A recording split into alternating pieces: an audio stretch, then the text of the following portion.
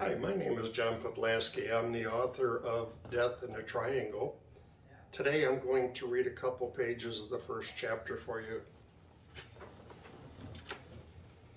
Six-Pack Sergeant Holmes brushed the flap aside and entered the large green canvas tent that the 1st Platoon Wolfhounds called home as the 1st Battalion built its new fire base dubbed Lynch. Inside, a heavy musty odor permeated the air, most likely caused by the tent sitting in storage since the Korean War. To a newcomer, there was a rancid cheese-like smell, almost overpowering to the senses, body odor from 30 unbathed soldiers. The men worked hard and sweated profusely since their arrival last week, digging holes, filling sandbags, laying concertina wire, building bunkers, patrolling, and going out on ambushes. Many look forward to the portable shower scheduled to be erected later this week. In the meantime, everyone smelled the same and therefore nobody noticed the pungent odor. The 6'4" muscular, broad-shouldered staff sergeant was outfitted in his patrol gear. Battle suspenders draped his shoulders and held 2 smoke grenades, 4 concussion grenades, and 2 first aid bandage packs hanging from embedded metal clips sewn into the material. The suspenders held up a weighted web belt encircling his waist.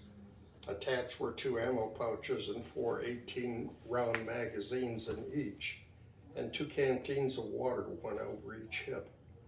An ammo bandolier draped across his chest a la Pancho Villa, with 7 20-round clips in individual pouches.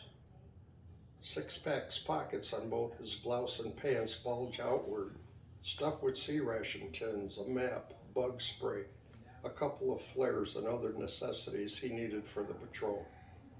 Completing the ensemble, a green boonie hat covering his sandy-colored hair, small tufts of curly yellow hair poking out from the sides, a green cloth towel straddled his shoulders, and an M16 rifle gripped tightly in his right hand. As the platoon sergeant moved along the center aisle, his tattered and bleached combat boots plodded through a trough of ankle-deep mud in the center aisle, thanks in part to the heavy overnight rain. The suction made it difficult to pull his foot free after each step, sounding like a plunger in a waste-filled toilet, while small whirlpools in the water above the muck marked his path. Sleeping soldiers lay in various poses on wood-framed green canvas cots along both sides of the swamp-like aisle, making the noise unavoidable. These cots were quite uncomfortable for most over 5 feet tall. The wood poles at both ends cut off circulation and numbed legs during most sleepless nights. Every fully clothed soldier still wore muddy boots with red caked mud resembling pie crusts, splattered across their trouser legs, almost reaching the knees. Some soldiers were covered with poncho liners against the chill of night. Others, who had been on duty all night, had simply laid on their stomachs on the taut canvas and using either poncho liners or arms as pillows. Light snoring complemented the outdoor sound of a waking fire base. The greenish-brown canvas sidewalls of the tent would soon be rolled up in preparation for the upcoming heat of the day.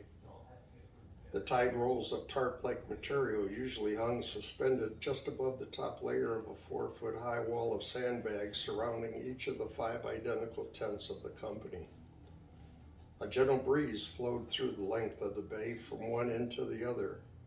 Rucksacks, helmets, weapons, extra ammo, boxes of sea rations, and other personal items were stored against the sandbag wall next to each cot, designating personal space of each soldier.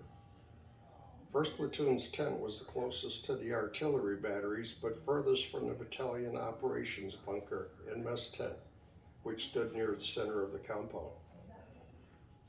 Last night, 1st Platoon's responsibility was to provide security for the fire base. 32 members split duties, a single squad conducting an overnight ambush, 2 soldiers at a listening post, and the rest manning perimeter bunkers. Uninterrupted sleep was usually rare in a bush or in a fire base, since watches took place in shifts. First or last watch provided the best chance of a decent night's sleep, but still not guaranteed when a 50% or 100% alert was required all night long. At daybreak, the war continued with new assignments. Sleeping in was a memory from home. Soldiers learned quickly to catch some Z's whenever the opportunity arose, and many learned to fall asleep standing up. Their LP reported many enemy soldiers stopping and moving past their location last night. Shortly after, several mortar rounds landed inside the fire base, putting everyone on high alert while the mortar and artillery batteries sought out the enemy mortar crew. Less than an hour later, Rock's 3rd Squad blew its ambush and killed 9 enemy soldiers, recovering a mortar base plate, 10 mortar rounds, 200 rounds of ammo for AK-47s, bags of rice, tins of fish and chicken, personal effects, cigarettes, official documents, letters, and a map. The Static Intelligence Group couldn't wait to scrutinize the bounty turned in at the Operations Center early that morning. The final incident occurred a couple hours before sunrise. The LP reported movement to their front, reacting with grenades at the perceived threat of attack.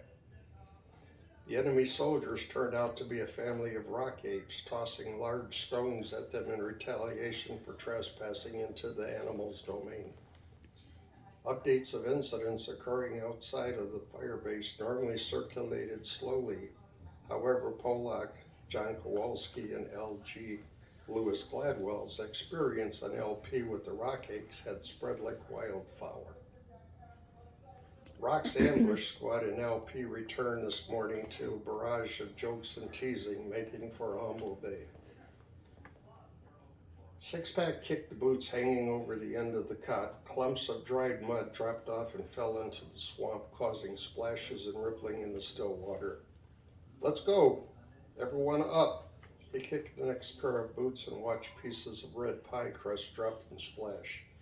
It's 0830 hours. If you haven't eaten, get some chow, grab your shit, and meet by the front gate in 30 minutes. Soldiers stirred and struggled to sit up, their movements slow and zombie-like. Complaints echoed through the tent. Bullshit, Six-Pack, I just laid down. Yeah, none of us got any sleep last night. Quit your bitching, man. We took fire during our ambush, lost a couple of our guys, and then had to pack up and move in pitch black darkness. And on top of that, we had to haul all the gook shit back with us. I heard that. Can it, Six-Pack, causing everyone to suddenly stop. We all suffered last night, he emphasized. Be at the gate in 30 minutes and don't be late. Six-Pack moved through the shallower portion of the channeled water, brushing through the entranceway and leaving the tent.